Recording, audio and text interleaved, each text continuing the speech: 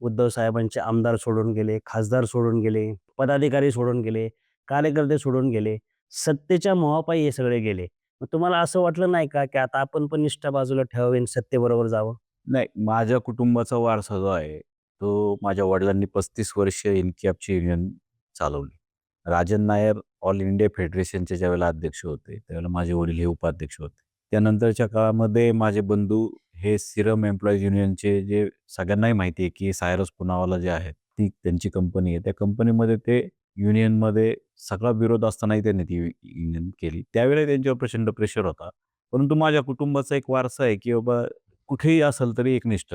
त्याच्यामुळे तेच पुढं करत असताना शिवसेनेने आम्हाला त्या आंदोलनामध्ये खूप मोठी मदत केली आणि त्याचीच या ठिकाणी फेड म्हणून मी आज पक्षामध्ये काही मिळो अथवा न मिळो माझं पहिल्या दिवशी ठरलेलं आहे. रोकठोक महाराष्ट्राला सबस्क्राईब करा आणि बेल आयकॉनवर क्लिक करायला विसरू नका.